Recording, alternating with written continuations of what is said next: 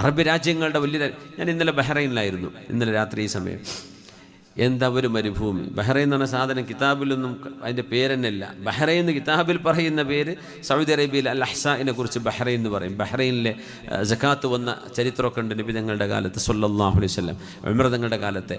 അത് ആ ബഹ്റൈൻ ഇന്നത്തെ ബഹ്റൈൻ അല്ല, അത് സൗദി അറേബ്യയുടെ ഭാഗമായി ഇപ്പോഴത്തെ അൽ അഹ്സാ നമ്മൾ പറയും. അൽ അഹ്സാഇനെ കുറിച്ചാണ് പറയുന്നത്. ഇന്നത്തെ ബഹ്റൈൻ ചെറിയൊരു നാട്, എത്രയോ സ്കൈ സ്ക്രാപ്പേഴ്സ്, ഒരുപാട് വലിയ വലിയ ബിൽഡിങ്ങുകളുള്ള, ഒരുപാട് ബ്രിഡ്ജുകളും ഐലൻഡുകളുമുള്ള ഒരു മോഡേൺ സിറ്റി. ഭൂമിൻ്റെ ഉള്ളിലെ പെട്രോളും ഡീസലും കിട്ടിയിട്ടല്ലേ അത്. അതില്ലായിരുന്നെങ്കിൽ ആരെങ്കിലും അവിടേക്ക് വരുമോ? ആരെങ്കിലും അവിടെ ജോലി ചെയ്യുമോ? ബഹ്റൈനിൽ പോയിട്ട് UAE പോകുമോ? സൗദി അറേബ്യയിലേക്ക് പോകുമായിരുന്നോ? കുവൈറ്റിലേക്ക് പോകുമോ? ഖത്തറിലേക്ക് പോകുമോ? അവിടെ ഈ പെട്രോളും ഡീസലും കിട്ടിയില്ലെങ്കിൽ? ഈ പെട്രോളും ഡീസലും എന്താ സംഭവം? കോടിക്കണക്കിന് കൊല്ലം മുമ്പ്, നമുക്ക് കണക്കൊന്നും കൃത്യമായി നോക്കണ്ട, അവർ പറയണതാണ്, കൊട്ടക്കണക്കിന് പറയും.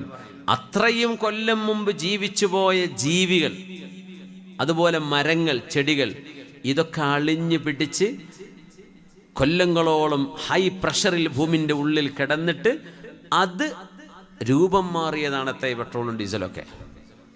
ഞാൻ പറയാം, അങ്ങനെയാണെങ്കിൽ ഏറ്റവും ഇത് കാണേണ്ട വയനാട്ടിലല്ല,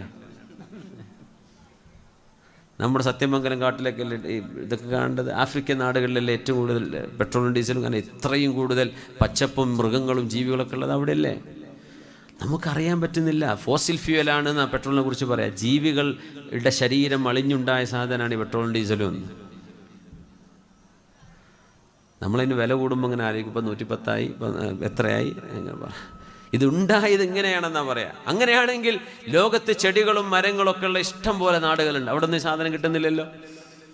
ഒരു ചെടി പോലും ഉണ്ടാവാത്ത ഉണങ്ങിയ മരുഭൂമിയിലാണ് കോടിക്കണക്കിന് ഗാലൻ ദിവസങ്ങളോളം എടുത്തുകൊണ്ടിരിക്കുന്നത് പെട്രോളും ഡീസലും നാച്ചുറൽ ഗ്യാസൊക്കെ.